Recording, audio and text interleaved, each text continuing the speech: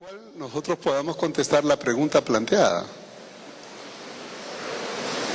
¿Por qué un davidiano viene única y exclusivamente a la iglesia adventista y no va a otro lado? Porque esa es la orden de su profeta. Esa es la orden. Pero esa orden tiene dos connotaciones. Les voy a leer textualmente lo que el profeta de ellos habla sobre la necesidad de quedarse en la iglesia adventista.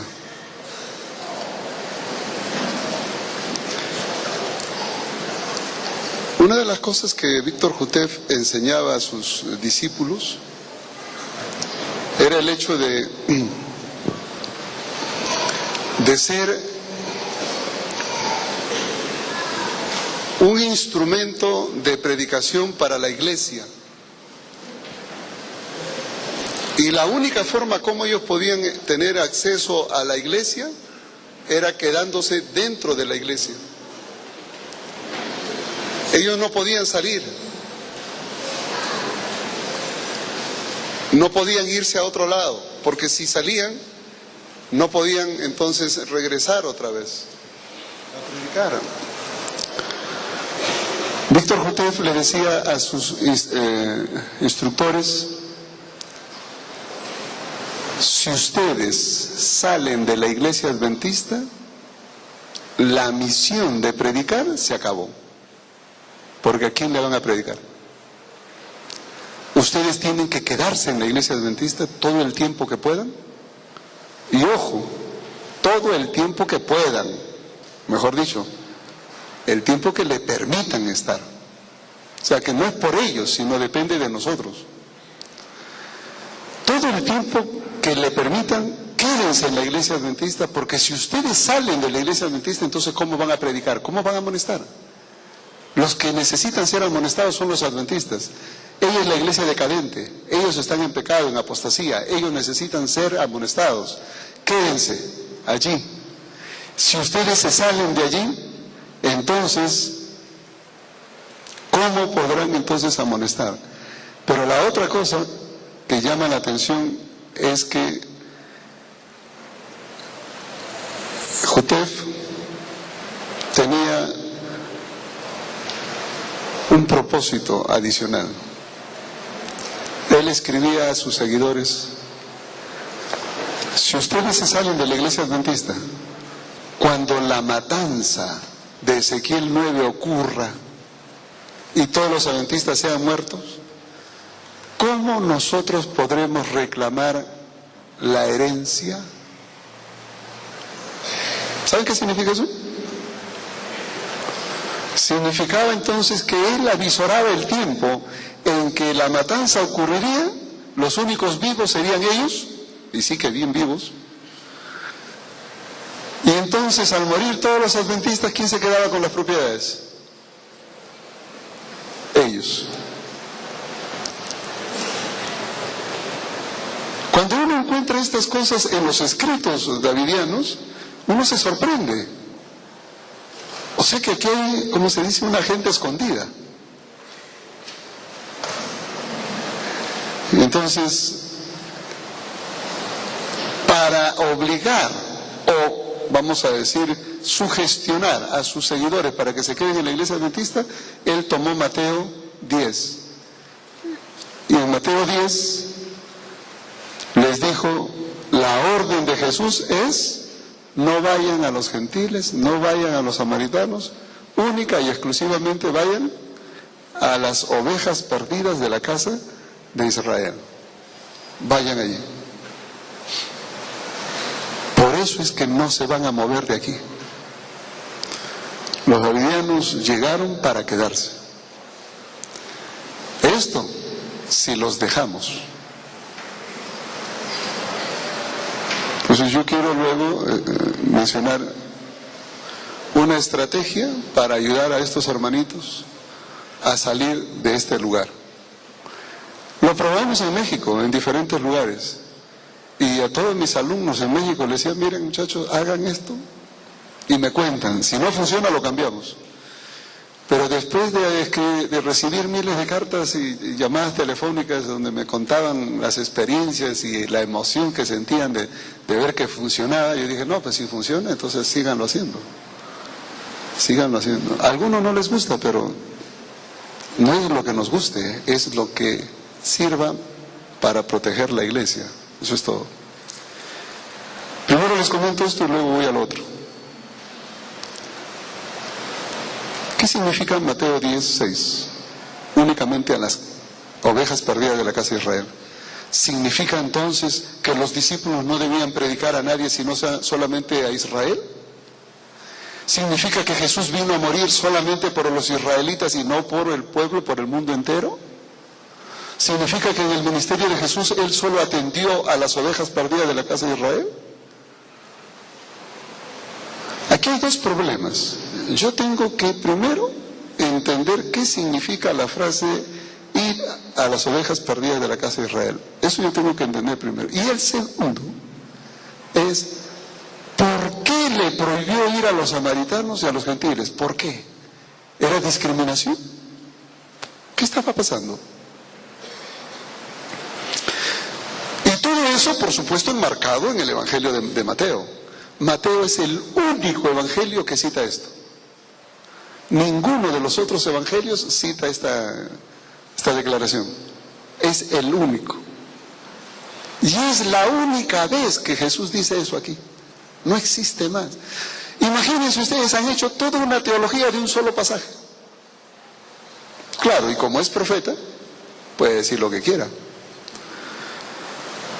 Mateo, podríamos decir, tiene dos órdenes. Jesús da dos órdenes contradictorias a sus discípulos. Dos. Y voy a mencionar dónde están para que ustedes se den cuenta. Las dos son mandatos, con una explicación clara de predicación. El primero está en Mateo 10, verso 6-7. Ir a las ovejas perdidas de la casa de Israel y yendo, predicar, diciendo, el reino de los cielos se ha acercado. Ese es el primer mandato. Ir a la casa de Israel y prediquen, el reino de los cielos se ha acercado. El segundo mandato lo encontramos en Mateo 28. Y en Mateo 28 digo que es contradictorio, porque allí el mensaje es ir a toda nación, tribu, lengua y pueblo. ¿Eso qué significa? ¿A las ovejas perdidas de la casa de Israel? ¿O a todo el mundo? ¿Cómo entendemos nosotros las órdenes de Jesús? A ver, yo soy discípulo de Jesús. Y le digo, Señor, ¿qué quieres que haga? Y entonces pongo el dedo y a las ovejas perdidas de la casa de Israel. Ajá, las ovejas perdidas de Israel, la casa de Israel, el pueblo de Dios, los adventistas, ya, ahí me quedo. Hermanito, pero vaya y predique al frente. No, el Señor me ha mandado acá. Pero es que nosotros no lo necesitamos. No, es que el Señor me ha mandado acá.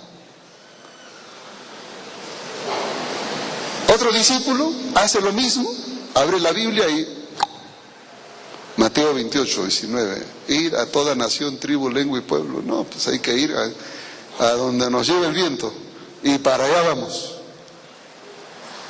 Y entonces los dos son discípulos del Señor y uno dice, oye, ¿tú por qué estás predicando a toda la gente y solo a los adventistas? No, es que es el mandato del Señor.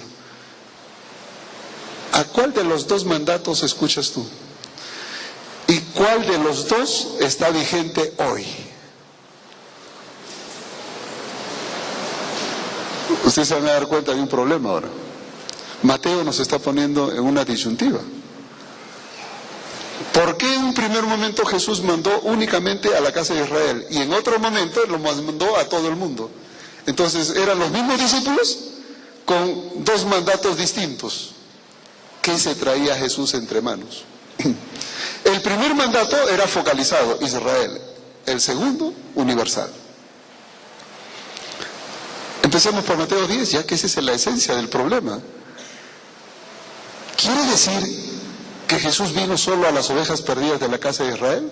Les doy una clave, a ver qué dicen ustedes. Mateo 15, 24. Mateo 15, 24, un poquito más adelante, vino una mujer sirofenicia y le dice que su hija estaba enferma y que se iba a morir, que estaba poseída, etcétera, etcétera, etcétera. ¡Socórreme! Y en el verso 24, ¿qué le dice Jesús? No soy enviado sino a las ovejas perdidas de la casa de Israel. En otras palabras, lo siento. No puedo. ¿Se imaginan ustedes a Jesús rechazando ayudar a una mujer sirofenicia simplemente porque no era del pueblo de Israel? Ay, yo pensé que Jesús era buenito, que ayudaba a todo el que venía. Pero acá le está diciendo, no, yo no soy enviado sino a las ovejas perdidas de la casa de Israel. ¿Tú, sirofenicia? Y encima todavía le dice, en el verso 26, no está bien tomar del pan de los hijos y echarlo a los perrillos. O sea, no está bien que yo le quite el pan de Israel y se lo dé a los perrillos. Y la mujer, en su humildad, necesitada de ayuda, ¿qué le dijo a Jesús? Verso 27. Sí, Señor, pero aún los perrillos comen de las migajas que caen de las mesas de sus amos. Yo no te estoy pidiendo que tú me des del pan de Israel. Yo te estoy pidiendo que de las migajas que caen de Israel, de allí me des. Y eso sanará a mi hija. Y el verso 28, cuando Jesús vio semejante fe, dijo, oh mujer, grande es tu fe, hágase contigo como quieres, y su hija fue sanada en ese mismo momento. La pregunta es, ¿Jesús ayudó a la mujer sirofenicia o no la ayudó? Pues el verso 28 termina diciendo, y en ese momento se sanó. Sí la ayudó. Y entonces en el verso 24, cuando dice, yo no he venido sino para los hijos de la casa de Israel, las ovejas de la casa de Israel, ¿qué estaba queriendo decir? ¿Que era exclusivo para la casa de Israel? Si hubiera sido exclusivo para la casa de Israel, entonces no hubiera ayudado a la mujer. Pero le dice, yo no soy enviado sino a las ovejas perdidas de la casa de Israel. Y a pesar de haber dicho eso, ¿qué hizo? Ayudó. Quiere decir entonces que cuando se refiere a las ovejas perdidas de la casa de Israel, no significa que únicamente para ellos Cristo vino, la solución, el evangelio es solo para ellos, no. Pero vamos a un detalle más. En el evangelio de Mateo, ¿el evangelio de Mateo era solo para los judíos? Recuerden que Mateo era un escritor judío escribiendo a una comunidad de creyentes judía. Y entonces aquí pareciera como que la exclusividad es el pueblo de Israel, porque era para judíos. Pero miren ustedes en el capítulo 1 de Mateo. Voy a empezar allí, a ver qué encontramos de novedades en el capítulo 1 y en el verso 5. En el verso 5 encuentro, para mi sorpresa, que en la ascendencia del Mesías, en la ascendencia de David, de donde vendría el Mesías, se encuentra una hermanita llamada Rahab. ¿Y quién era Rahab? Era una hermana de Jericó. No tenía buena fama, pero finalmente creyó en Dios. Y eso es lo bueno, que la Biblia nos habla de gente pero con un estigma social pero horrible, y sin embargo podían ser utilizados por Dios. Y esta mujer fue usada por Dios para proteger a esos dos espías, creyó en el Dios Jehová de los ejércitos, y fue salvada ella y su familia. Y ahora está dentro del linaje de aquellos que vendrían, el rey David y el Mesías. Rahab. Y luego el verso 5 nos presenta a otra hermanita, Ruth. ¿Y quién era Ruth? La moabita, idólatra. Y ahí están. Quiere decir que el Evangelio de Mateo, desde el inicio del Evangelio, presenta a los gentiles tomando parte en la acción salvífica de Dios. Y luego en el capítulo 2, cuando en el verso 2 se menciona a los reyes que vienen de Oriente, es interesante notar que esos reyes que vienen de Oriente vienen con un solo propósito. ¿Cuál? ¿Dónde está el rey de los judíos? No dice nuestro rey, el rey de los judíos. Hemos visto su estrella y hemos venido para adorarle. Encontramos a paganos, gentiles, venidos de Oriente, con la disposición de adorar. Quiere decir entonces que Mateo, desde el mismo comienzo de su evangelio, tiene un fuerte acento evangelístico hacia los gentiles. Miren ustedes en Mateo 5, verso 13 y 14. Dos textos que nosotros conocemos muy bien. Primero Jesús dice en el verso 13, vosotros sois la sal de la tierra. Y en el verso 14 dice, vosotros sois la luz del mundo.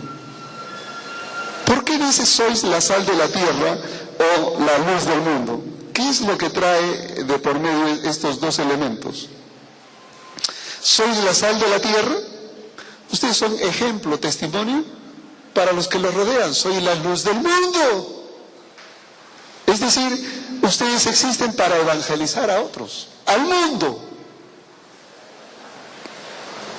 Es decir, el concepto de llegar a los gentiles estaba implícito en el escrito de Mateo. Cuando usted lee más adelante, por ejemplo, en Mateo 24, verso 14, cuando dice, y será predicado el evangelio del reino, ¿a dónde dice? ¿A las ovejas perdidas de la casa de Israel? No, dice, a todo el mundo, por testimonio, y entonces vendrá el fin. Cuando dice que el mensaje del reino sería predicado a todo el mundo y vendría el fin, está hablando de la evangelización de todo el mundo. Y entonces, cuando viene Mateo 28, en el verso 19, id a todo el mundo, nación, tribu, lengua y pueblo, a ser discípulos, bautizando en el nombre del Padre, del Hijo y del Espíritu Santo. ¿Qué es lo que está diciendo Mateo? Está diciendo, desde el comienzo hasta el final, que el Evangelio es para los judíos. ¿Es eso cierto? No. ¿Qué profeta de Dios, por favor, qué profeta de Dios va a decir que el Evangelio de Mateo tiene un Evangelio único y exclusivamente para la casa de Israel? Cuando todo el Evangelio está plagado de un mensaje universal. Y sin embargo ese profeta existió, Víctor Jutef, el profeta davidiano. Y él dijo que ese mensaje significa que hay que ir solo a predicarle a los adventistas del séptimo día, nada más. Y aquí están. ¿Me van a decir que la Biblia apoya semejante barbaridad? Pero eso no es el problema es otro. ¿Cómo entiendo entonces este mensaje? ¿Por qué Jesús le dijo eso a sus discípulos? ¿Por qué Jesús le dijo, no vayan a otro, no se entretengan con samaritanos, ni con gentiles, sino vayan solamente a la casa de Israel? Y prediquen diciendo, el reino de los cielos se ha acercado. ¿Por qué Jesús dijo eso? Ahora sí vamos a ir focalizado a ese problema. Jesús le da dos cosas.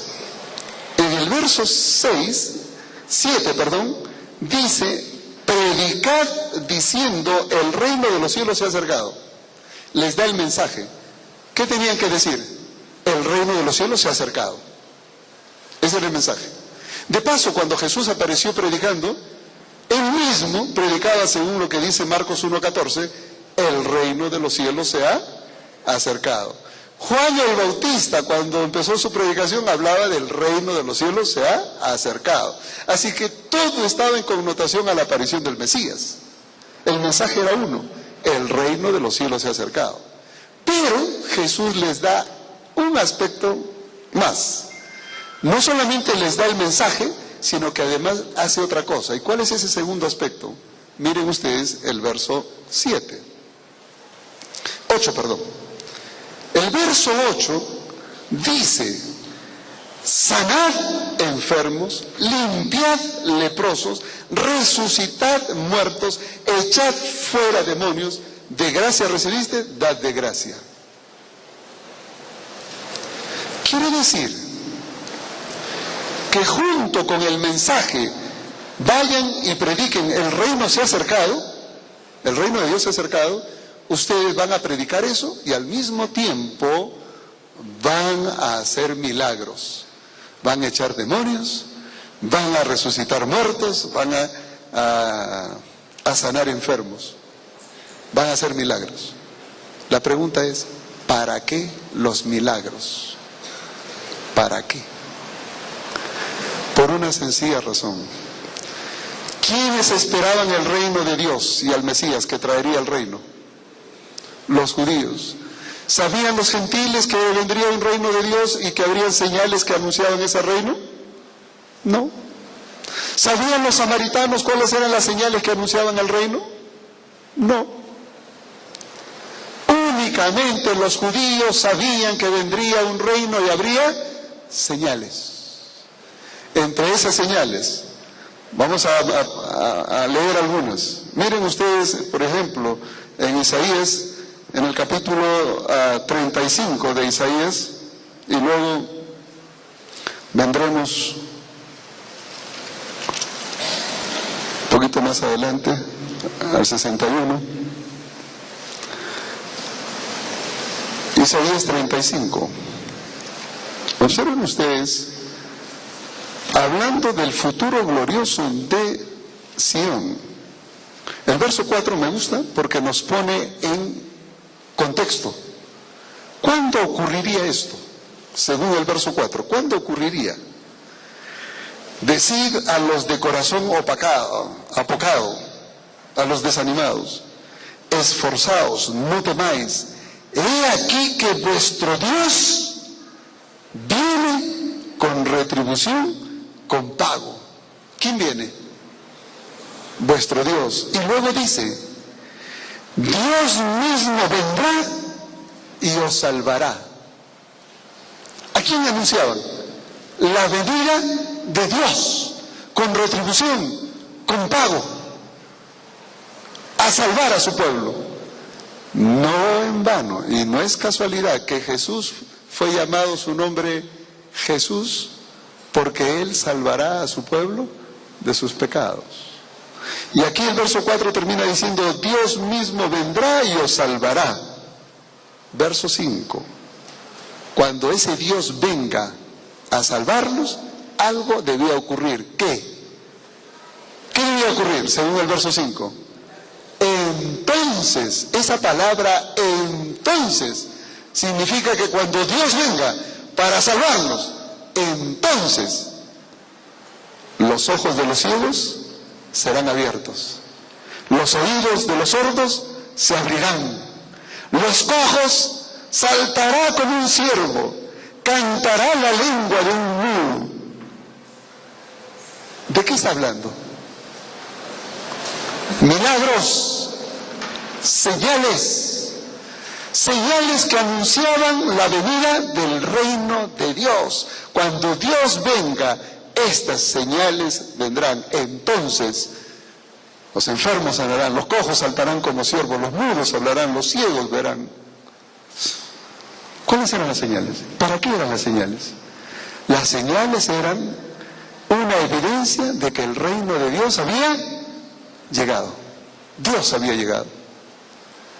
Ahora ustedes entienden por qué Jesús le mandó a los discípulos: no vayan a los gentiles, No vayan a los samaritanos, no porque no tenga interés, no, porque el mensaje, el reino de Dios se ha acercado, lo entendían solamente los judíos, a quienes les fueron dadas las promesas, quienes habían recibido las profecías, quienes tenían las escrituras. Ellos lo entendían, ellos lo esperaban y el Mesías estaba por llegar. Es más, el Mesías ya estaba allí presente. Y ahora les dice, vayan, anuncien, el reino de los cielos se ha acercado y hagan milagros. ¿Para qué? ¿Para qué los milagros? Yo soy un discípulo, vengo y les digo, hermanos, el reino de los cielos se ha acercado. ¿Y? No, es que el reino de los cielos se ha acercado. ¿Y? Ese fue el problema de Pablo. ¿Saben por qué Pablo persiguió a la iglesia? ¿Saben por qué Pablo fue celoso? Porque Pablo escuchó que el reino de los cielos se había acercado, que Cristo había resucitado, el nuevo orden de cosas había llegado, y él miró alrededor y dijo, no puede ser, estamos igualito. ¿Qué cambió? Nada. Porque el reino de Dios llegado a la tierra traería un nuevo orden de cosas. El triunfo de Israel, liberación del yugo romano. Eso era lo que tenían en la mente. Pero ahora miren a Pedro, a Juan, y les dicen, hermanos, el reino de los cielos ha llegado. A ver, ¿tú eres mudo? Sí, habla, hijito. ¿Y tú eres sordo? Sí, escucha, hijito. ¿Y tú eres paralítico? Sí, salta. Y la gente ve las señales, ¿y qué dice? Efectivamente, el reino de los cielos ha llegado. ¿Para qué eran las señales? Las señales no era para que los discípulos dijeran, fíjate que yo sí puedo hacer milagros.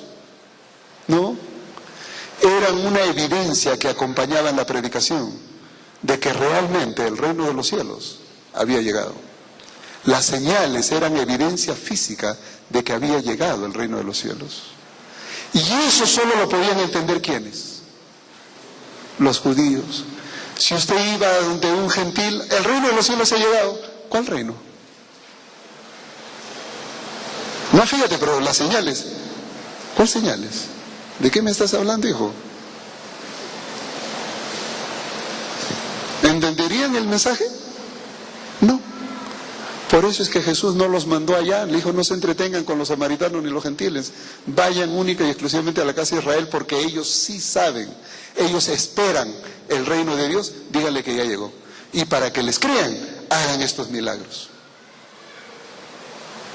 Ahora, un poquito más adelante, miren ustedes en Mateo 11, un poquito más adelante, resulta que Juan el Bautista estaba en la cárcel, versos 1 al 3, y entonces él, como estaba en la cárcel y no lo liberaban, entonces dijo, bueno, 2 de mis discípulos vengan para acá, vayan donde Jesús y díganle, ¿eres tú el que había de venir o esperaremos a otro?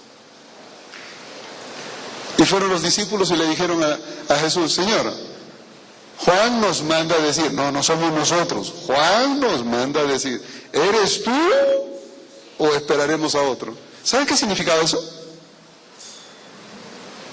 Estaba dudando de que Jesús fuese el Mesías, aquel que vio al Espíritu descender, aquel que cuando bautizó a Jesús escuchó la voz del cielo, este es mi Hijo amado, aquel que testificó, yo lo vi, porque el que me envió a bautizar me dijo, en quien veas al Espíritu de Dios descender como paloma, ese es, y yo lo vi, dijo Juan. Y ahora ese mismo Juan estaba diciendo, ¿realmente eres tú o esperamos a otro? ¿Cuál fue la respuesta de Jesús? Jesús no se molestó, tampoco se incomodó, simplemente vio a un hombre que dudaba, y ante la duda de Juan, Jesús le mandó decir, verso 4, id y haced saber a Juan las cosas que oís y veis. Fíjense la respuesta tan simple de Jesús. Vayan y díganle a Juan lo que ustedes oyen y lo que ustedes ven. Ni siquiera dicen lo que yo digo. Fíjense que eso no fue la respuesta de Jesús. No es lo que yo digo, es lo que ustedes ven y lo que ustedes oyen. Y el verso 5 dice qué es lo que ellos veían, qué es lo que ellos oían. ¿Qué es? Verso 5. Los ciegos ven, los cojos andan, los leprosos son limpiados, los sordos oyen, los muertos son resucitados y a los pobres es anunciado el Evangelio. ¿Qué son esos? Señales de que el reino de los cielos se había acercado. Y Jesús les termina diciendo en el verso 6, bienaventurado el que no haya tropiezo en mí, el que no dude. Y Juan escuchó eso. Señor, nos dijo que te digamos lo que vemos y lo que oímos. Y mira, lo que vemos es que los ciegos ven, los cojos andan, los leprosos son limpiados, los sordos oyen, los muertos son resucitados. Y Juan dijo, eso es lo que el profeta Isaías decía, que cuando el reino de Dios venga, eso acontecería. Él es. Y Juan nunca más volvió a dudar de Jesús. ¿Qué eran las señales? Las señales anunciaban la cercanía del reino. ¿Quiénes la conocían? El pueblo de Israel. El pueblo de Israel. Por eso es que Jesús le dijo, no vayan a otro lado, no vayan con los gentiles ni con los samaritanos, solamente a la casa de las ovejas perdidas de la casa de Israel. Hermano davidiano, por favor, abre tus ojos a la palabra de Dios. Jesús estaba enviando a sus discípulos a las ovejas perdidas de Israel porque solo ellos conocían las señales y solo ellos sabían que esas señales anunciaban el reino de Dios. Y Él era el reino de Dios en persona. Él personificaba el reino de Dios. Y Él estaba diciendo, vayan y digan que ya llegó el reino de Dios. Por eso es que Él envió únicamente a las ovejas de Israel. Y no vengan ustedes pues a decir que esa es la razón por qué ustedes tienen que quedarse en la iglesia adventista. Eso es lo más absurdo que puede suceder a una persona que lee la Biblia. Y me da mucha pena que un señor que se dice ser su profeta haya tenido el valor de escribirlo. A mí me daría vergüenza. Porque eso no es lo que dice la Biblia. Pero les doy un desafío más. Yo voy a ponerme en el lugar de ustedes, porque honestamente, conforme dice la Biblia, uno tiene que ponerse en el zapato del otro. Yo me voy a poner un ratito en el lugar de ustedes, es difícil, pero un ratito. Y voy a tomar este pasaje. Y quiero ser honesto al decir lo siguiente, que las instrucciones que Jesús dio a sus discípulos empiezan en el versículo 5 y terminan hasta que termina el verso 42. Desde el verso 5 hasta el verso 42, todo lo que se dice ahí son las instrucciones de Jesús. Todo. Y entonces yo, como buen davidiano, tengo que escuchar toda la instrucción de Jesús. ¿O voy a escuchar solo la parte que me conviene? Si soy honesto, tengo que escuchar toda la amonestación de Jesús. Y aquí está el problema. Jesús le dijo, no vayan a samaritanos, no vayan a gentiles, solamente a Israel. Y hagan estas señales. Además, no lleven alforja, no lleven cambio, no lleven nada. Y donde ustedes posan, allí le van a dar. Verso 11. Voy a leer el verso 11 y 12. Mas en cualquier ciudad y aldea donde entréis, informaos quién en ella sea digno y posad allí hasta que salgáis. Y al entrar en la casa, saludadla. Y si la casa fuere digna, vuestra paz vendrá sobre ella. Mas si no fuere digna, vuestra paz se volverá a vosotros. Y ahora el verso 14. Y mis hermanos, ¿ustedes quieren hacerle un favor a un davidiano? Subrayen el verso 14, pónganle un marco. Y esto tiene que ir acompañado a lo que está diciendo Jesús, porque esta es la orden de Jesús. Y Jesús, ¿qué le dijo a los discípulos?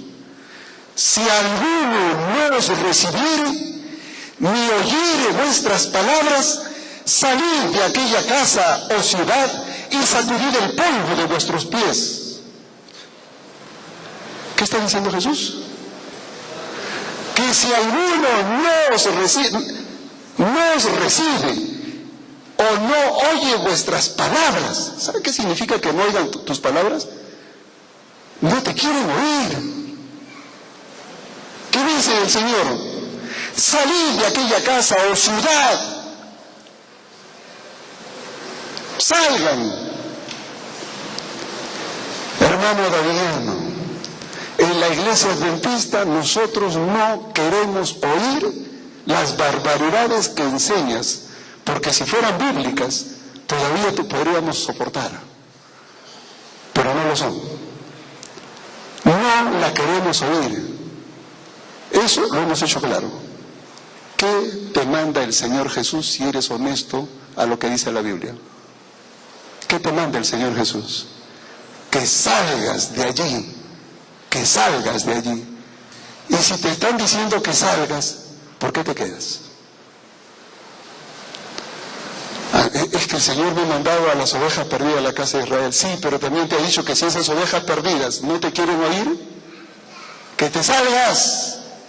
¿Por qué escuchas la primera orden y no escuchas la segunda? ¿Me estás oyendo?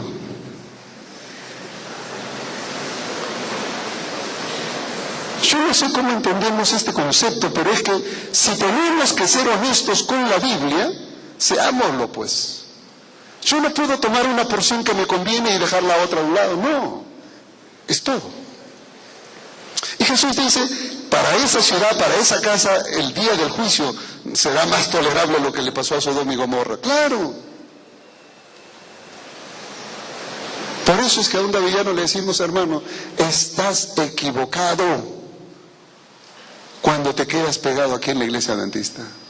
Y si usas Mateo 10:6 para excusarte de que este es un lugar, el campo misionero que Jesús te ha mandado, quiero decirte que el verso 14 te libera de esa responsabilidad. El verso 14 te libera porque dice que cuando tú llegas a una iglesia y no te quieren oír, ¿qué cosa debes hacer? Irte. La puerta está abierta. Pueden irse cuando quieran. Pero yo sé que no lo vas a hacer, ¿sabes por qué? Porque te interesa más obedecer la orden de un hombre llamado Víctor Jutev que la orden de tu Señor, Jesucristo. Si eres honesto con la palabra de Dios, obedece a Jesús. Y el texto que leí al comienzo es que, como dijo Víctor Jutev, la Biblia y los escritos de Elena White apoyan a la vara 100%. ¿Eso es cierto? ¿La Biblia apoya eso? Un estudio de Mateo así somero, suave, me dice que no es cierto. Entonces, ¿cómo vas a decir que la Biblia apoya? Si la Biblia apoyara la doctrina davidiana, yo sería davidiano entonces. Pero mis hermanos, les estoy diciendo, ¿por qué no soy davidiano? Porque no se ajusta la enseñanza davidiana a la Biblia. Es una exageración, es una distorsión de exageración abrupta de la Biblia. Y no se puede tolerar eso.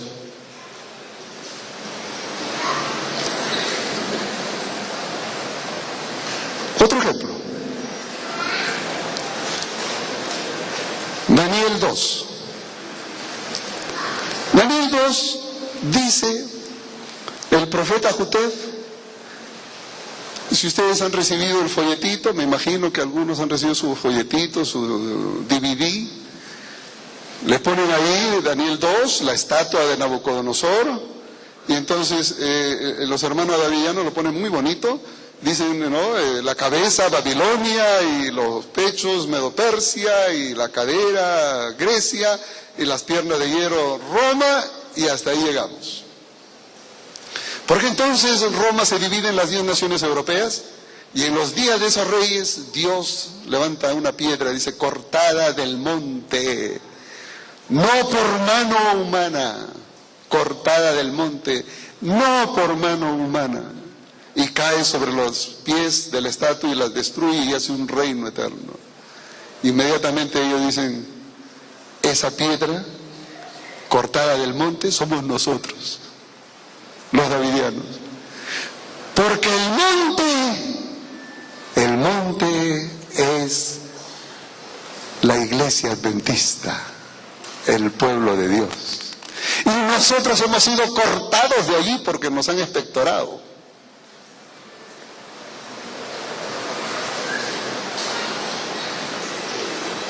¿De dónde viene la piedra? Del monte. ¿Y cuál es ese monte? La iglesia adventista. ¿Y cómo llegan a esa conclusión? Muy sencillo. ¿Se acuerdan un día que hablábamos es el peligro de la enseñanza, como dice Isaías, un poquito aquí, un poquito allí, otro poquito aquí?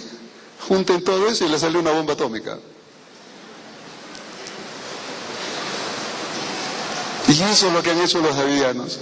Y entonces, como acá dice monte, ay Señor, como ahí dice monte, y monte de Sion es una alusión a Israel, a Jerusalén, en mi santo monte en Sion. Entonces dice, la estatua fue cortada de un monte, y aquí monte es Jerusalén, monte es Israel, entonces fue cortada del pueblo de Dios. ¿Ustedes se han dado cuenta qué hacen? Cogen la palabra monte y donde digan monte, ahí nos vamos para el monte. Y eso es lo que ha pasado. Que entonces ellos han interpretado, el profeta Jotef, por eso digo, si eso es ser profeta, madre mía.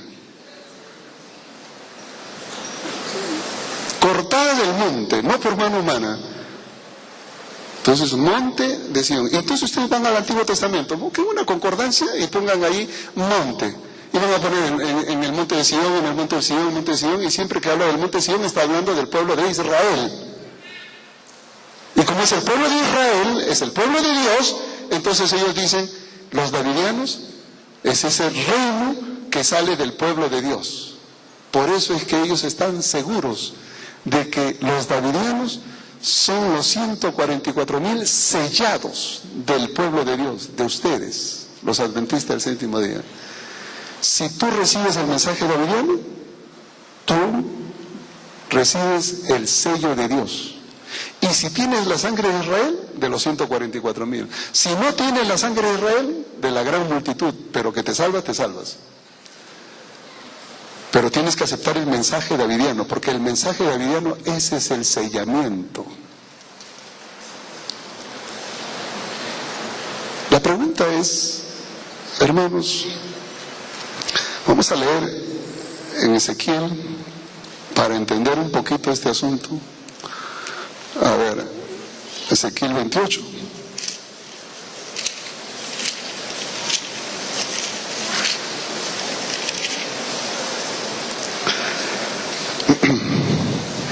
Verso 14.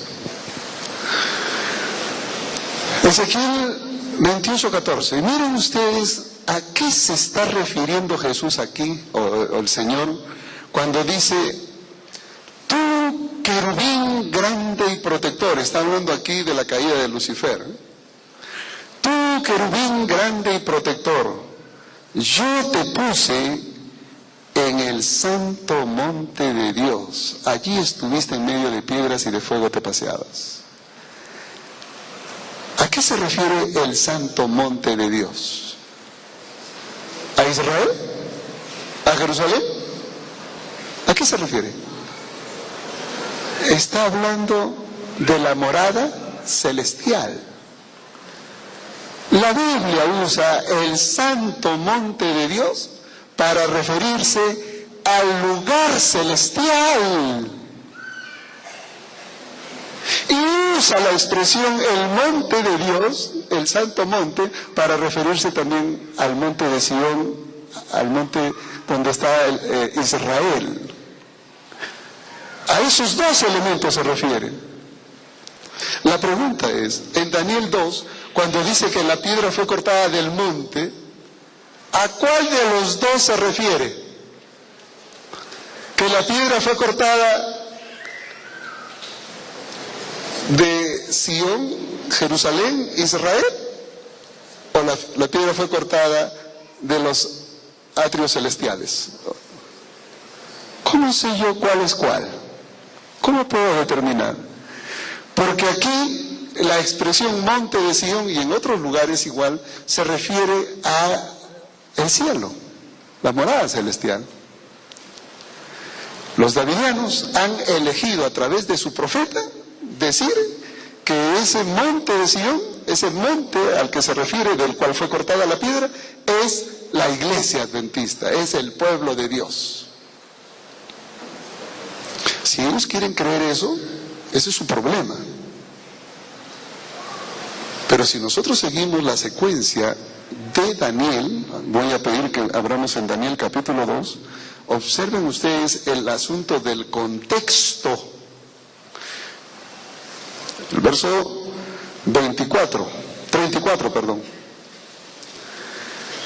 En el verso 34, observen ustedes cuando dice, estabas mirando hasta que una piedra fue cortada no con mano e hirió la imagen en sus pies de hierro y de barro cocido y la desmenuzó, etcétera, etcétera. Verso 45, la interpretación. De la manera que viste que del monte fue cortada una piedra, no con mano, la cual desmenuzó el hierro, bronce, barro, la plata y el oro, el gran Dios ha mostrado al rey lo que ha de acontecer en lo porvenir, y el sueño es verdadero y fiel es su interpretación.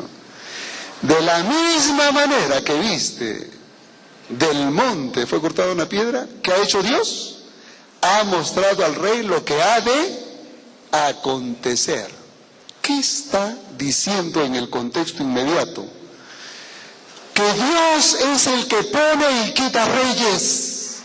Que aquí las imágenes, las partes de las imágenes, los metales, significan los reinos. Dios es el que obra las circunstancias y Él es el que permite uno u otro rey, es el que pone y quita reyes. Y de la misma manera que viste que una piedra fue cortada del monte, así Dios te ha mostrado lo que va a hacer, lo que va a suceder. Él está hablando de la forma como Dios conduce los hechos de manera sobrenatural en la historia de la humanidad, y no está hablando aquí del pueblo de Dios en ningún momento. Díganme en el capítulo 2, ¿de dónde sacan ustedes que está hablando del pueblo de Israel? ¿Dónde existe siquiera un indicio para decir que el pueblo de Israel está acá prefigurado? No existe. Déjenme leer con ustedes en 2 de Pedro capítulo 1. A ver.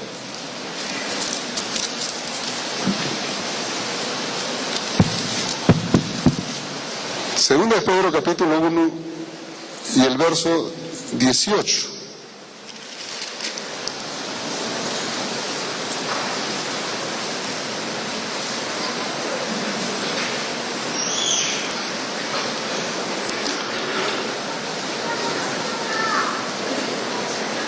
Miren lo que dice Dios ahí.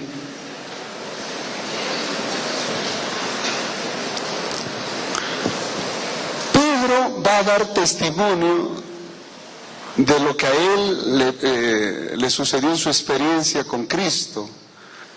En el verso 17, tal vez para poner en contexto, dice: pues cuando él recibió de Dios Padre honra y gloria, le fue enviada desde la magnífica gloria una voz que decía: este es mi Hijo amado, en el cual tengo complacencia.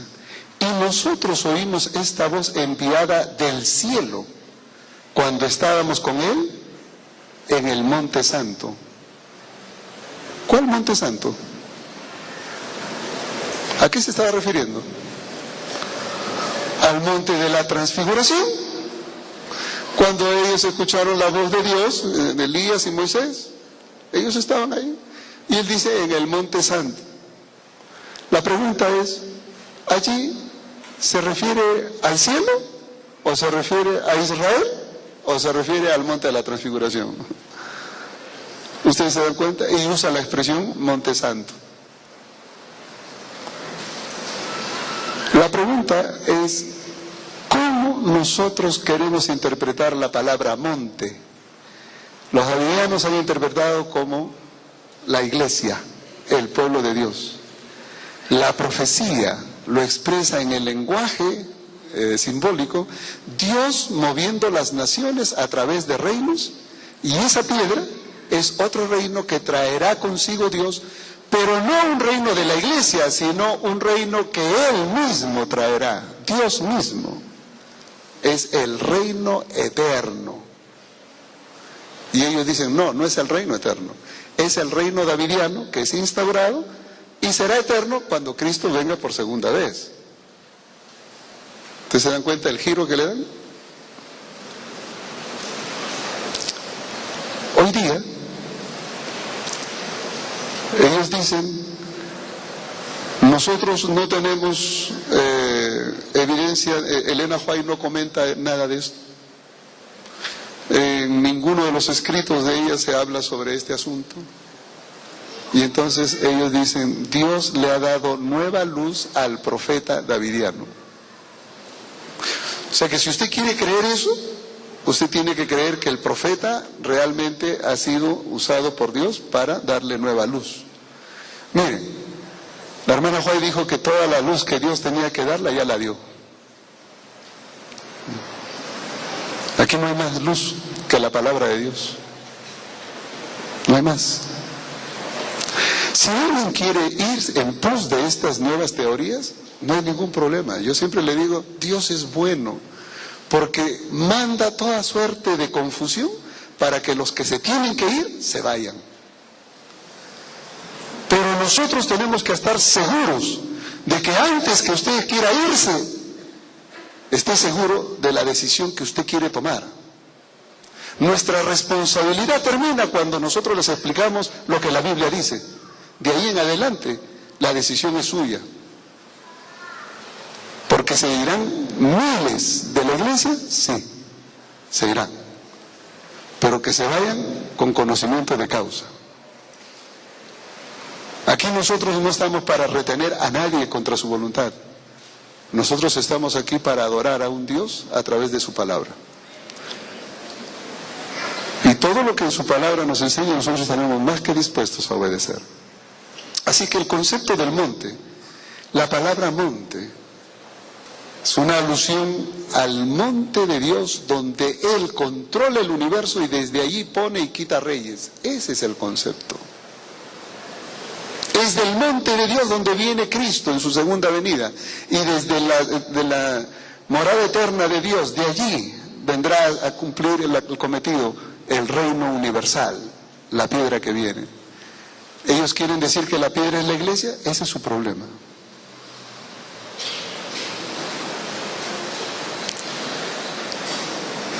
En cuanto a la matanza de Ezequiel 9, ¿qué podemos decir en cuanto a la matanza de Ezequiel 9? Una vez comentábamos aquí, la matanza de Ezequiel 9 se volverá a repetir.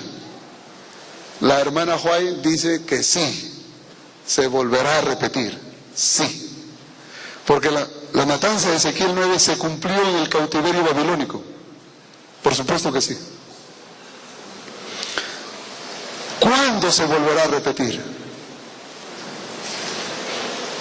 Cuando aquellos que no hayan recibido el sello de Dios, porque recuerden ustedes que antes de la matanza final, del Armagedón final, habrá un sellamiento. Y los 144,000 son sellados, ¿no? Y mañana nosotros estudiaremos un poquito el tema de los 144,000 sellados. Y a partir de ahí miraremos otro de los problemas que tienen estos hermanos. Pero esos sellados Esos 144,000 sellados son los que reciben vivos al Señor. No verán la muerte. Es un número simbólico. Estarán vivos. Tendrán el sello de Dios en la frente, en la mano. Quienes no tengan el sello de Dios, es decir, que en la venida de Cristo no hayan recibido el sello de Dios, no sean parte de los 144,000, ellos participarán de esa otra matanza. Y esa otra matanza la ejecutará Dios mismo, porque Él vendrá. Y el Apocalipsis y los diferentes libros de la Biblia señalan que cuando Cristo venga, muchos dirán: Señor, ¿no?, a las rocas caed sobre nosotros, porque queremos que nos oculten de la gloria de aquel que viene sentado en la nube de los cielos. Habrá una gran matanza. Y Apocalipsis 19 habla de eso. Apocalipsis 19, cuando se menciona los redimidos que son invitados a la cena de bodas del Cordero, aquellos que reciben al Señor, están contrapuestos frente a otros. Si ustedes miran en el verso 6, Apocalipsis 19, 6 al 9, ustedes encuentran allí una invitación. Gocémonos, alegrémonos, porque han llegado las bodas del Cordero y la esposa se ha preparado. Y el verso 9 dice: bienaventurados los que son llamados a la cena de bodas del Cordero. Estas son palabras verdaderas de Dios. Hay una cena de bodas para todos. Los redimidos vendrán allí. Aquellos que sean resucitados y aquellos que estén vivos en ocasión de la venida de Cristo, sí. Pero el verso 15 en adelante se habla de una matanza que ocurre. Y ahí viene el verbo de Dios. Cristo mismo, cabalgando en caballo blanco, viene para herir la tierra. Y desde el verso 15 en adelante se habla del derramar la ira de Dios sobre esta tierra, sobre el pecado. Y los pecadores, por supuesto, que son containers de pecado, serán destruidos por causa de eso. Este es el Rey de Reyes, Señor de Señores, que dice el verso 16, dice el verso 17 y 18: vi a un ángel que estaba en pie en el sol y clamó a grande voz, diciendo a todas las aves que vuelan en medio del cielo: venid y congregaos a la gran cena de Dios. Mientras que hay una cena de bodas del Cordero donde estarán los redimidos, aquí Dios invita a las aves del cielo a otra gran cena. Y el verso 18, ¿cuál es el menú? Para que comáis carnes de reyes, de capitanes, de fuertes, carnes de caballo y de sus jinetes, carnes de todos, libres, esclavos, pequeños, grandes. Y vi a la bestia y a los reyes de la tierra y a sus ejércitos reunidos para guerrear contra el que montaba el caballo y contra su ejército. Aquellos que luchan contra Dios serán derrotados por Cristo mismo, y de sus carnes la comerán las aves del cielo. Esa es la matanza de Ezequiel 9 en ocasión de la segunda venida de Cristo. ¿Se repetirá? Sí. ¿Con aquellos que no tienen el sello de Dios? Sí. Pero son aquellos que quedaron marginados de la salvación por su decisión propia de no recibir el sello del Espíritu Santo, de no ser dignos adoradores del Señor. De eso está hablando. No está hablando aquí de que hay una nueva luz y que si tú no la recibes, no recibes sello. ¿Dónde en la Biblia, por favor, dónde en la Biblia dice que el sello de Dios es el mensaje davidiano? ¿Dónde? Esa es una fábula inventada por el amigo Jutef.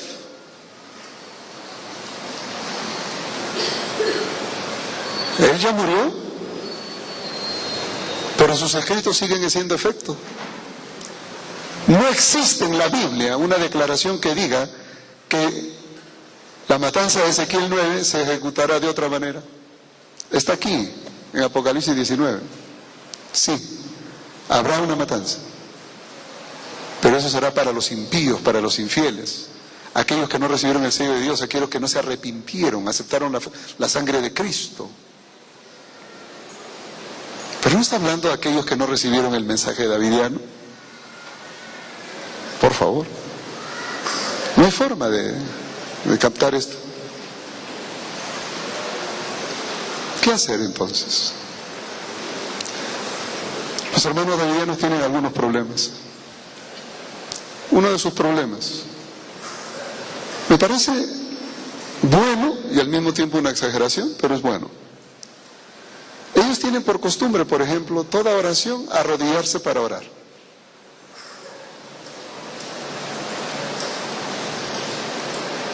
Y la hermana Huay dice que en todo momento que nosotros podamos, debiéramos arrodillarnos para orar. O sea, no está mal.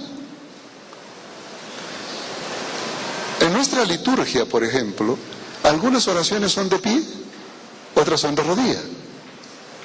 Los davidianos critican el hecho de que se ore de pie. Y yo siempre que estoy con un davidiano, para no ofender su conciencia, le digo arrodillémonos para orar. ¿Sí? Porque yo sé que ellos oran siempre de rodillas. Sí, pero ¿acaso Jesús no oró parado? ¿Oró parado o no oró parado?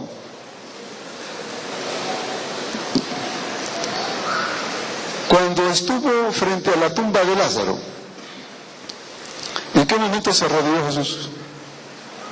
Y sin embargo, ustedes leen ahí en Juan 11, 41, 42, a Jesús decir: Padre, te doy gracias porque siempre me oyes. No es que yo dude de ti, sino lo digo por causa de estos incrédulos que están aquí. ¿No? Estaba orando al Padre, pero estaba parado. Entonces hay que tener cuidado. Sí, en todas las ocasiones que podamos arrodillarnos para orar, hagámoslo. Es una señal de reverencia, es correcto. Pero eso no quiere decir que esté mal orar parado, orar sentado.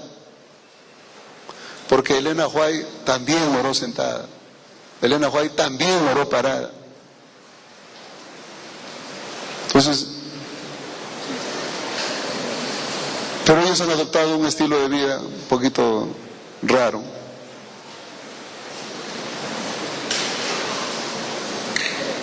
El otro elemento que tienen es el uso del velo. El uso del velo. Si supieran la discusión del velo, si alguien es profeta de Dios, debiera interpretar lo del velo de la manera correcta, como está ahí en 1 Corintios 11, ¿no? El velo. Solamente una persona que es inspirada por Dios y es conducida por Dios puede hablar en el nombre de Dios. Esos son los profetas. Pero ¿qué evidencia tenemos de que Jotef ha sido inspirado por Dios? ¿Qué evidencias tengo? Si lo único que encuentro en sus interpretaciones son cosas jaladas de los pelos. Por eso es que no quiera creerle, no hay por dónde creerle. Ese es el problema. No hay por dónde. El velo. La discusión del velo pasa por entender primero qué es lo que Pablo estaba tratando de hacer con el problema del velo. Las mujeres en Corintio desafiaban la autoridad del ministerio de Pablo, estaban confrontando a Pablo. Había un libertinaje abierto, salvaje, al punto de que las mujeres parece que en su desafío se cortaban el pelo como los hombres, hasta se rapaban.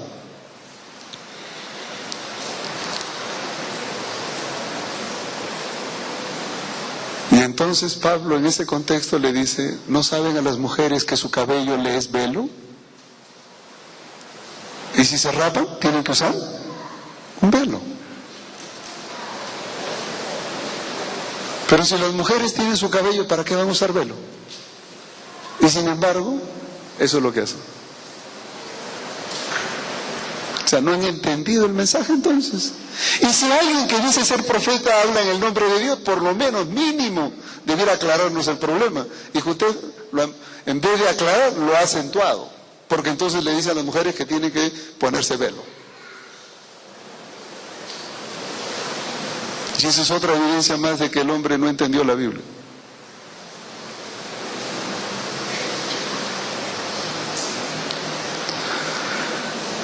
¿Qué hacer entonces? Les voy a decir qué hay que hacer cuando un davidiano viene a la iglesia. Y lo digo con cariño, pero ya mis alumnos saben que yo siempre hablo con cariño, ¿no?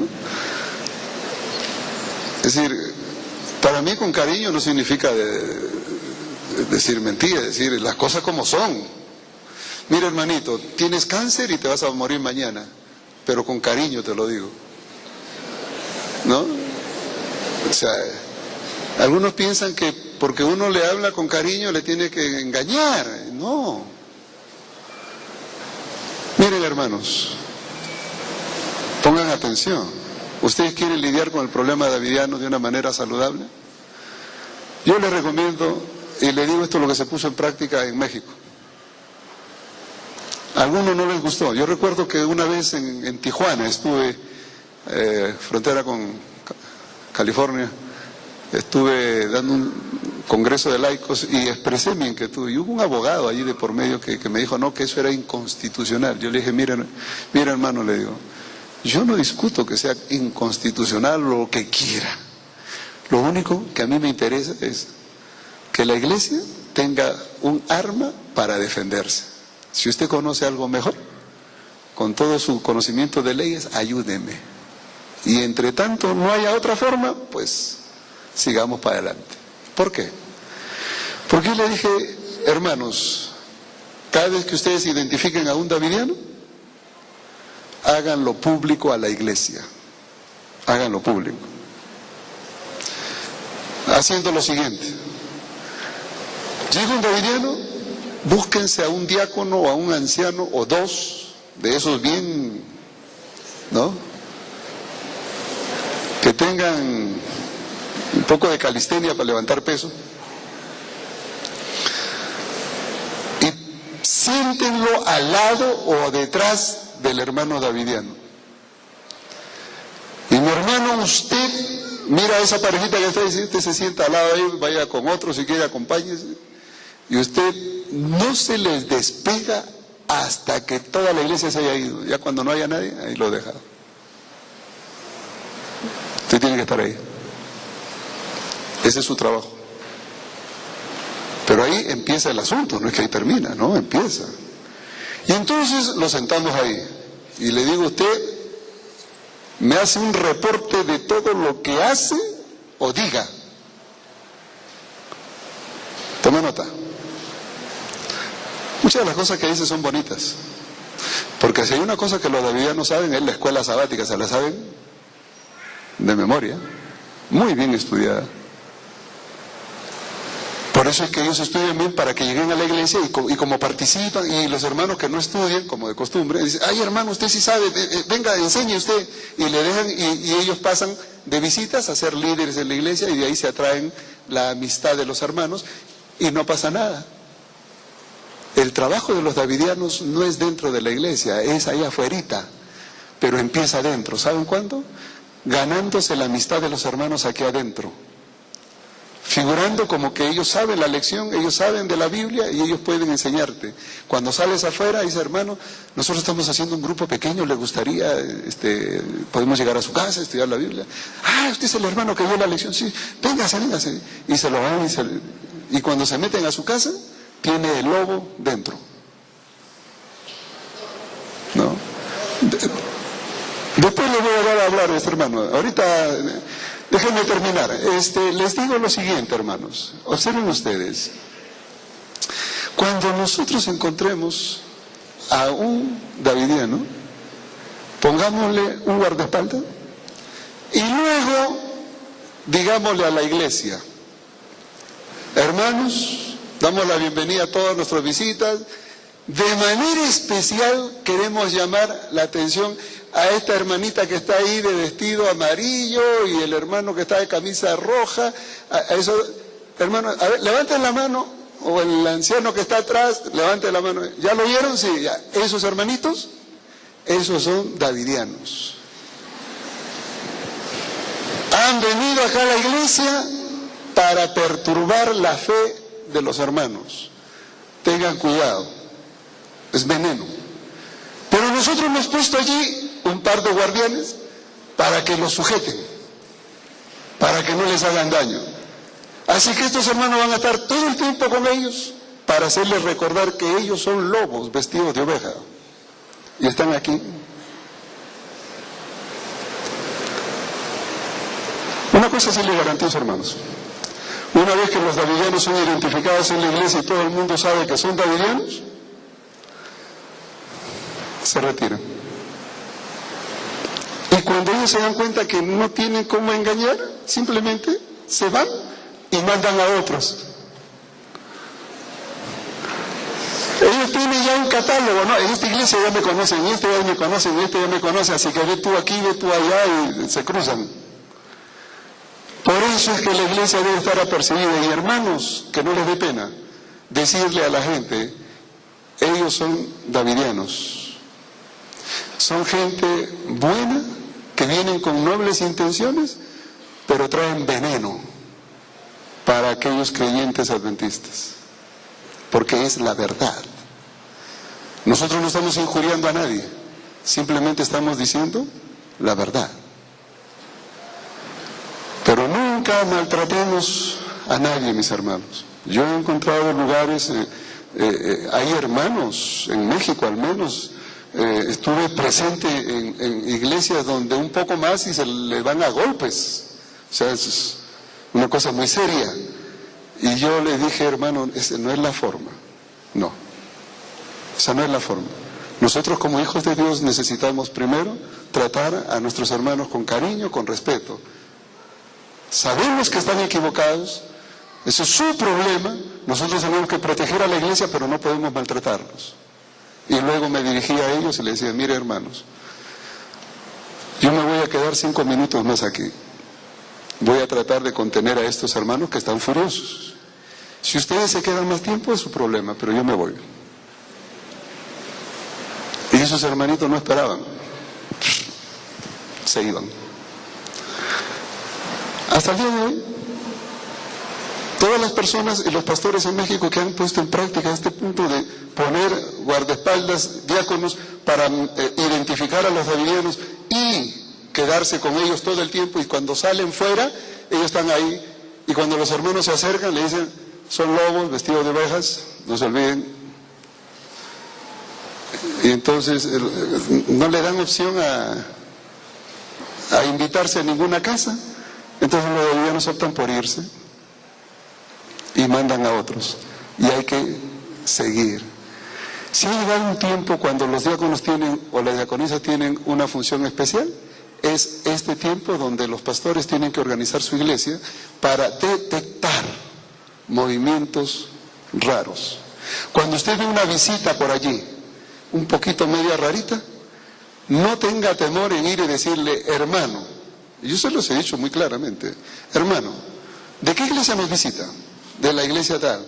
¿Es en esta iglesia donde usted da sus diezmos? Y lo miro a los ojos. Y si no da diezmo en esa iglesia, quiere decir, usted no es adventista. Ya. Porque todo adventista sabe que sus ofrendas y diezmos la da en una iglesia donde pertenece. Y conoce al pastor, conoce al tesorero. Si me dicen tal iglesia, le digo, ¿cómo se llama el pastor? Y lo que hago es ubicar a alguien de la administración que me ubique al pastor y preguntarle si ese hermano realmente pertenece allí. ¿Y sabe con la sorpresa que me he dado? Que esos hermanos se saben los nombres de los pastores donde eran miembros de iglesia, los siguen usando como gancho. Pero cuando uno llama al pastor y dice, ah, sí, ese hermano lo defraternizamos por davidiano. Ah, le digo, está aquí visitándonos. Ya, gracias. Entonces, operación diácono.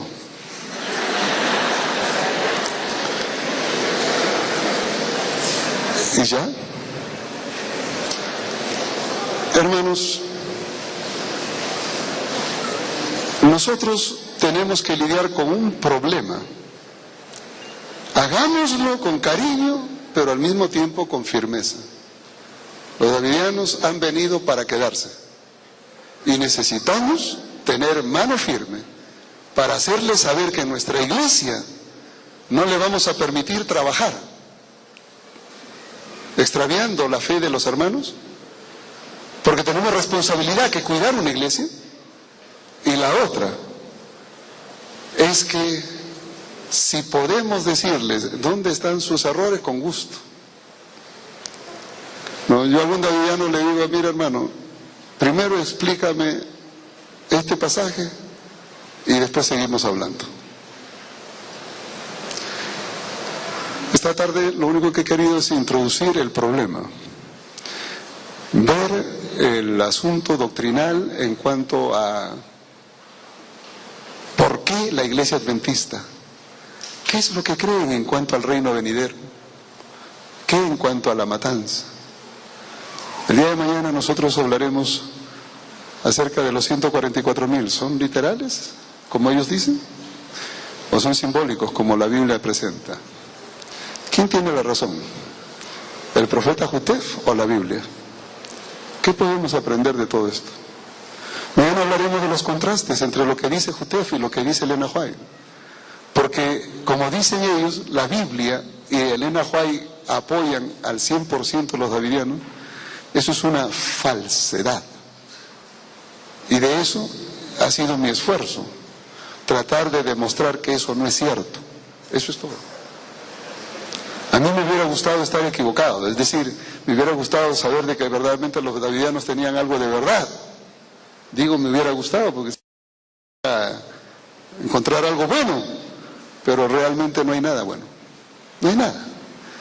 Lo único bueno que tengo que rescatar de esta gente es que es noble, es humilde, viven los principios de salud muy sinceramente, son muy reverentes. Ojalá nosotros pudiéramos copiar esa partecita. Ojalá. Voy a dejar los minutos que restan, 5, para hacer preguntas, porque más de uno debe tener alguna pregunta, y este es el momento. Si alguien quiere preguntar, es el momento. Yo lo único que quería mencionar es que, gracias a Dios, hoy día tenemos alguna literatura que puede hacer la diferencia. Yo no sé cuántos de ustedes, mis alumnos, cuando me dicen, oye pastor, ¿y cómo explica esto, aquello y lo otro? Le digo, muy fácil, le digo, hijo, muy fácil. Mira, coge el volumen de esta serie de teología, coge este volumen, lean los 9 volúmenes. Ahí tienen la base de nuestra teología. Léelo, le digo, y después que lo lees viene y hablamos. ¿No? Sí. Otro viene y me dice, pastor, sobre Apocalipsis. Yo le digo, mira, qué suerte. Estos 2 libros del simposio de Apocalipsis estaban en inglés, acaban de ser traducidos. Saben que yo leí estos libros hace 22 años. Y algunas de las cosas que me ayudaron a entender, inclusive el asunto de los 144,000, están aquí. Y de hecho, en el libro, yo cito este libro en inglés. Y qué bueno que ahora está en español. Y entonces cuando vienen con preguntas de Apocalipsis, les digo, miren, aquí tienen los simposios, léanlo. Y si después de leerlo tiene problemas, yo le ayudo. Pero es que no se puede ayudar a una persona que no ha leído, es decir, tiene que tener una base. Y entonces, aquí en Yatpa tienen hoy día la oportunidad de mirar esos libros. Le dije al hermano que trabaja acá, qué bueno que hay libros en español, para aquellos que quieran saber un poquito más de la doctrina. Bien, ¿hay alguna mano? Aquí hay una mano. Véame. Pastor, primero disculpas que no hay problema. Te le interrumpí. Primero que todo, no soy davidiano. Sí, y lo primero es, usted preguntaba de que si alguien podía tener una fórmula mejor que la comisión del... Sí, esta es la parte donde puede hablar, dígame. Sí, exacto. Mi idea es esta, porque si Jesús dice que la verdad os hará libres, ¿sí? pues hacer lo que hacerlo, pero desde el pastorado. O sea, decirle, alguien de aquel diácono es davidiano, y si nadie dice que es davidiano, pues nadie le va a creer a esa persona, porque si la estrategia de esa persona es llevarse las personas, ¿cierto? Entonces, ¿quién va a creer en alguien que no sale a la luz y dice, sí, yo soy davidiano? Lo que pasa es que usted tal vez no los conoce bien. Si usted los conociera, no diría lo que está diciendo. Le voy a explicar algo. Yo tenía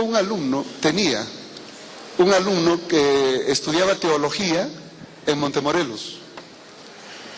Yo no sé qué joven era estudiante de teología, fue mi alumno en teología. Y justo yo me acuerdo que me tocó a mí enseñarles evangelios a ese curso donde él estaba.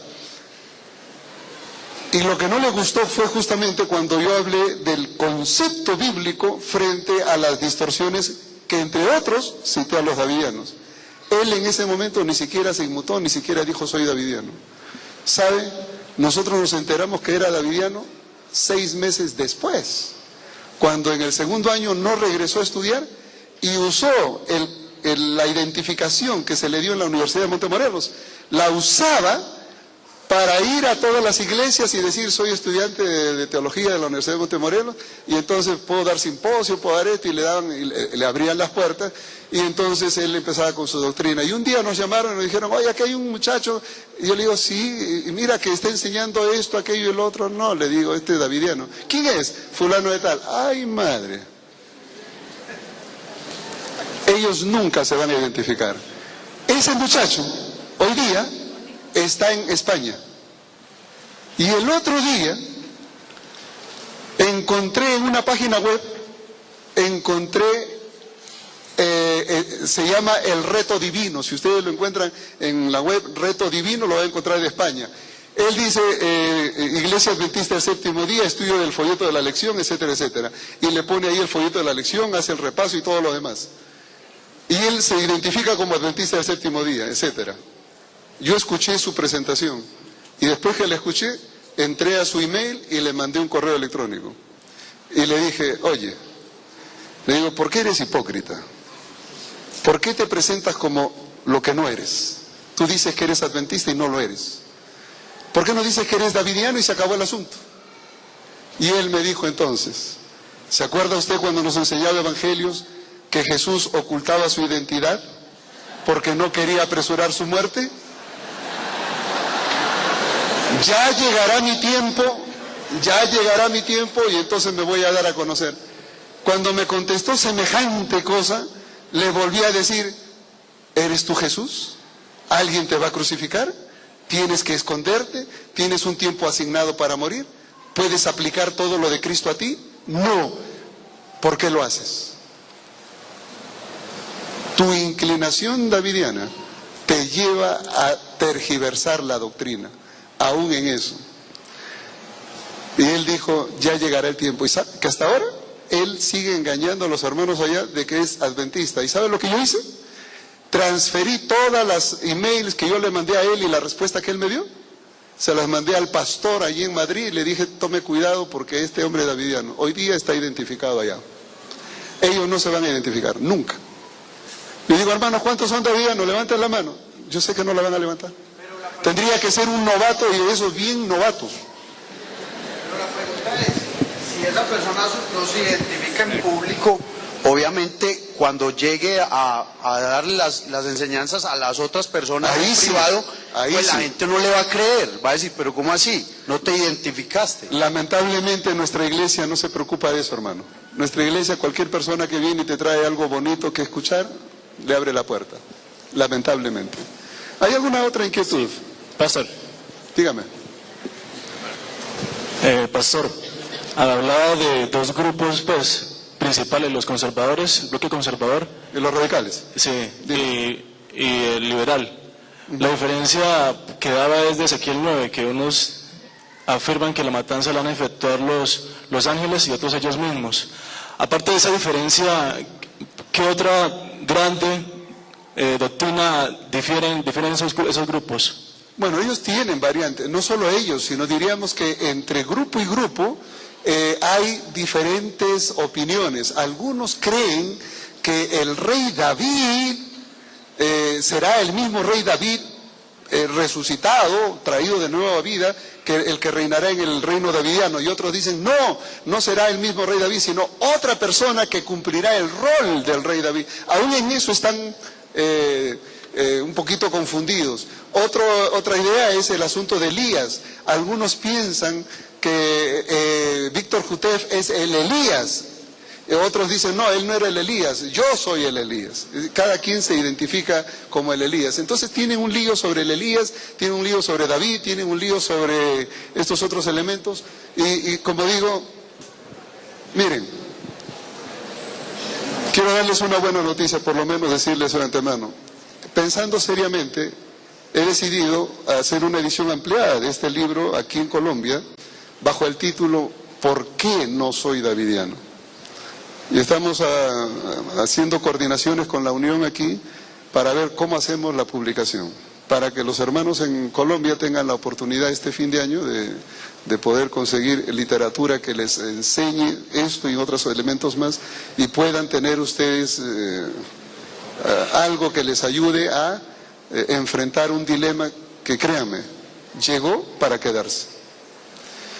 Voy a agradecer, Pastor Cardona. 10 minutos, sí, no, gracias. Como me gusta empezar a tiempo y terminar en el tiempo asignado, yo pensé que estábamos, pero si me dan 10 minutos más, las preguntas siguen. Dígame. Ya. Un ratito, ahí tiene el micro allá y después le doy. Ya. Pastor, 2 preguntas. ¿Por qué ellos se toman como iglesia adventista siendo Reforma? ¿Por qué no tienen otro nombre fuera adventista? Segundo, ¿por qué ellos dicen que los diezmos sobre los diezmos y ofrendas y que ellos lo están dando? Bueno, en mi casa hay una persona de esas. Sí.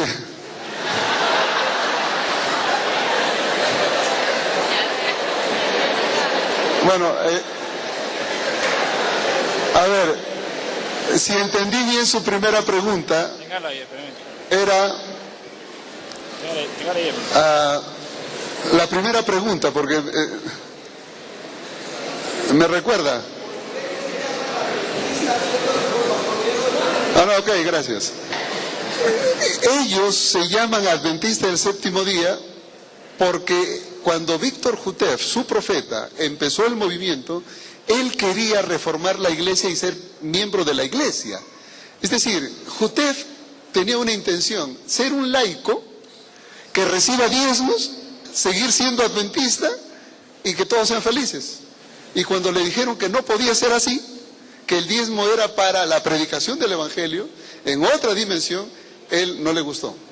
Y entonces él erigió su movimiento como Iglesia Adventista del Séptimo Día, Davidiano. Así que es el nombre que Jutef le dio. Y ellos siguen con eso. La otra cosa, ¿dan diezmo y ofrenda? Sí, pero ellos lo mandan por correo directamente a la central donde está su misionero asignado a la región. En estos momentos, yo estoy casi seguro, no he tenido oportunidad de conversar con ningún davidiano, y si me presenta al que vive en su casa mejor, es saber aquí en Colombia dónde está el centro. Porque yo en México, yo sí detecté, por ejemplo, que en San Luis Potosí hay un centro donde hay un misionero pagado desde Estados Unidos para estar allí, y en Guadalajara se ha inaugurado un instituto de preparación de instructores davidianos para México.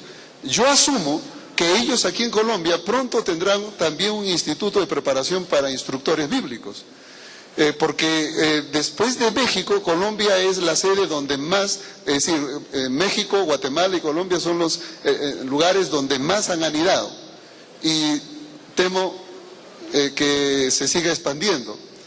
Por eso es que nosotros necesitamos estar apercibidos, pero ellos dan diezmo a esa misión, a través de ese misionero.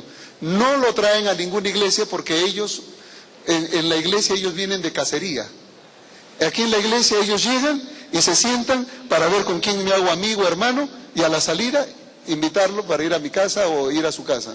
Ese es su trabajo. El diezmo y la ofrenda la dan directamente por correo a la misión donde ellos están o al misionero que está asignado. Y ellos reciben por correo también su recibo de tesorería. Pastor, Aquí el hermano tenía una pregunta denle el micrófono. Sí, dígame.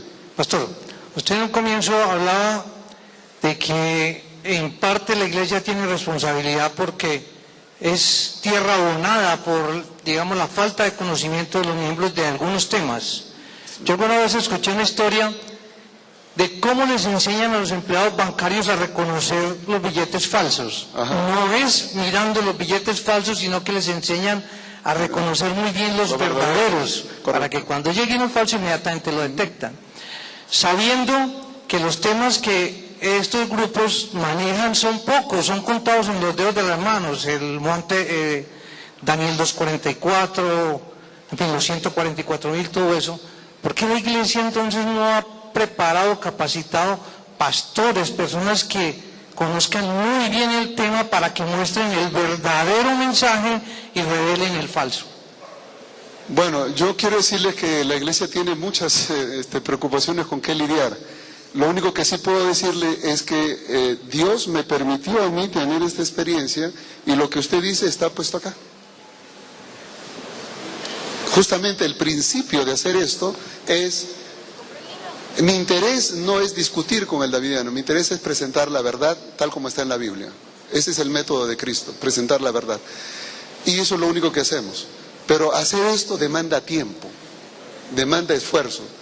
Para hacer esto hay que dejar de comer, hay que dejar a un lado los hijos, la esposa, hay que dejar de mil cosas. ¿Saben por qué? Porque uno tiene que hacer esto además de su trabajo.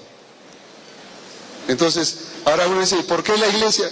Quiero decirle que la iglesia en este momento está organizándose de tal manera que en cada división hay un centro de investigación.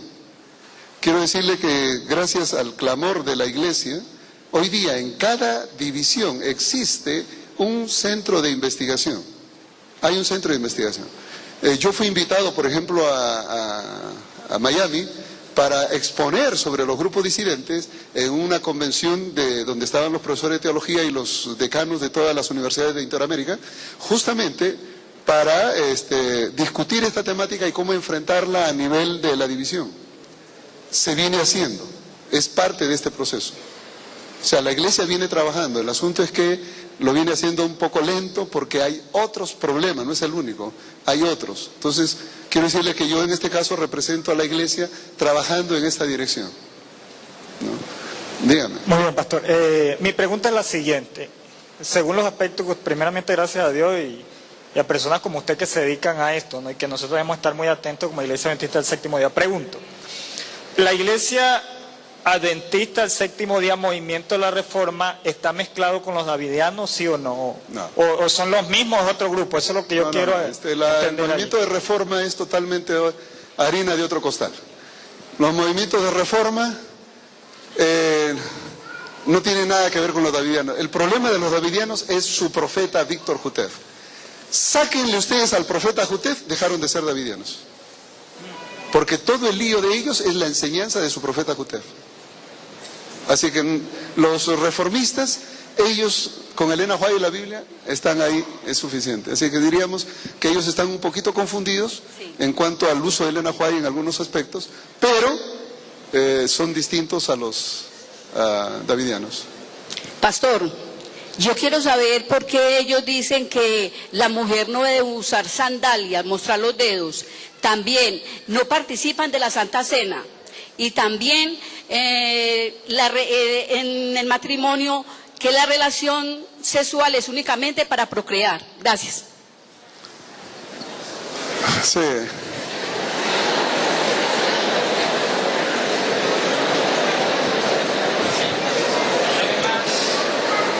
Gracias. Miren, en cuanto a lo que la hermana acaba de mencionar, los davidianos son muy rescatados en su manera de vestir. A una persona davidiana se la reconoce rapidito, porque si es mujer, la falda la va a tener por acá, bien abajo. Entonces yo veo a una muchacha por ahí con minifalda de la rodilla para arriba, digo, usted no es davidiana ni a balas. O sea, no hay por dónde. O sea que son muy rescatadas.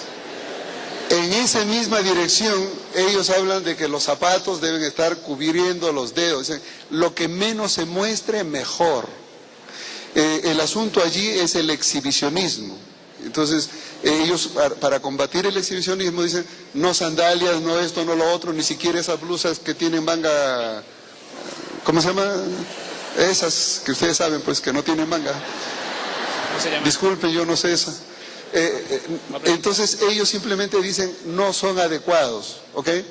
En cuanto a la cuestión sexual y su vida marital, miren, hasta ese punto yo lo único que puedo decir es lo siguiente. Los hermanos davidianos son puritanos, ¿no? Son puritanos a la misma usanza antigua. Para ellos el tiempo se detuvo en su manera de ser, porque esa es la enseñanza de su profeta.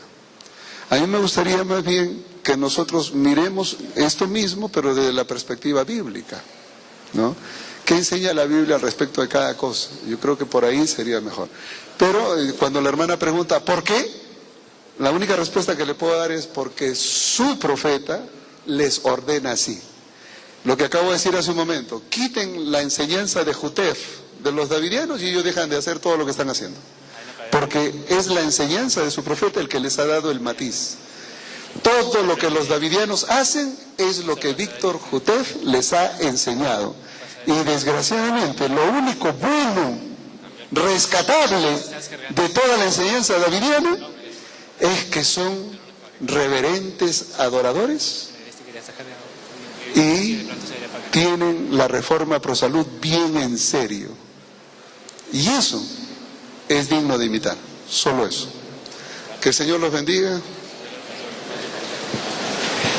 Bueno, el tiempo se nos acabó.